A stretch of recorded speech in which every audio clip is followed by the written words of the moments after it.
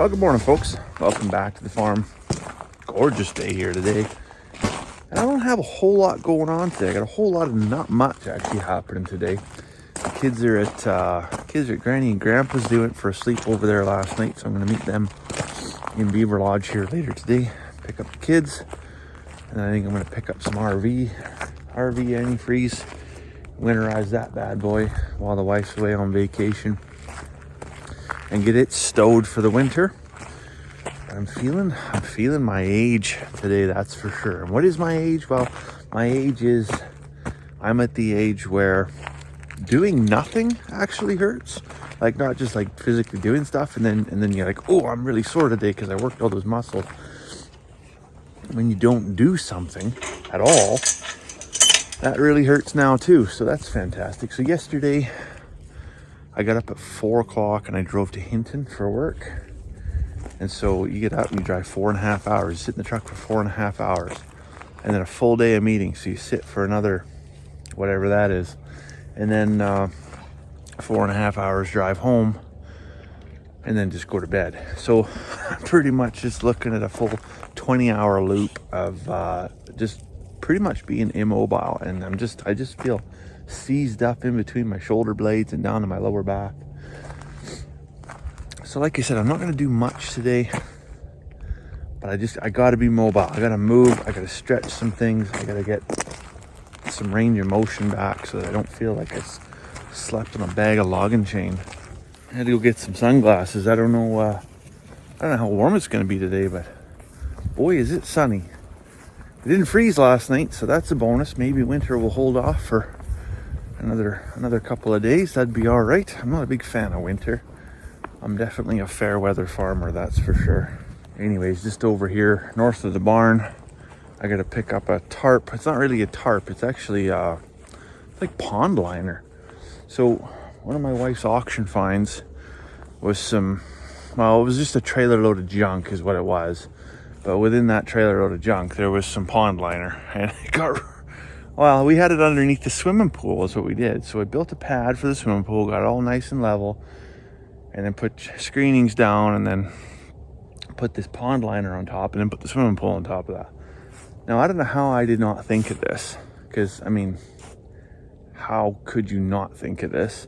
That when you remove the swimming pool, and then it gets windy, that the pond liner would then just pick up and relocate itself to the other side of the yard, and that's what happened. It got tossed over here and got hung up on the fence, so I better get that spooled up and put away for the winter. Okay, so I got it off the fence, got it all laid down flat. It was all kinked up and folded and bent in all kinds of different directions. Being that a pond liner, it is not like folding a piece of plastic or folding a tarp. It's pretty stiff. So I'm just gonna leave it, now that it's flat, I'm just gonna leave it in the hot sun. Hot sun, I say, hot sun. It's like 4 degrees this morning, but I'm gonna leave it in the sun for, I don't know, half an hour, come back to it later today, and then try to fold it. Hopefully it's more supple, even though it was sitting in the sun up against the fence. I don't know what I'm thinking, what I'm hoping to try to accomplish, other than maybe make it so that it actually folds and it doesn't just bend and kink and just be a terrible, terrible thing to try and stow away. Well, good morning. Turns out the other day I actually wasn't feeling my age at all. I was feeling the onset of some weird type of sickness. Anyway, so yesterday, or the day before yesterday, I said I was going to winterize the trailer. I got that far. I got the tarp folded, and then I tapped out. And I pretty much tapped out all day yesterday too. Wasn't feeling too hot. Now this one wasn't feeling too hot overnight, and then early this morning, the little one wasn't feeling hot either. But nevertheless, the show's got to go on. And there's morning, Rangy. There's tomatoes that got to get plucked off of the vine and put into a box and brought in, because we're at that time of year where we're starting to get frost, and we haven't had a frost that permeated through the walls of the greenhouse yet. It's just a matter of a couple days, and we might lose every tomato we get. So better to get at least some into a box, and then we can start, when the wife gets home from Nashville, she can start processing them into salsa, chutney, pizza sauce, what have you. I don't even know where we're going to start here, because there's just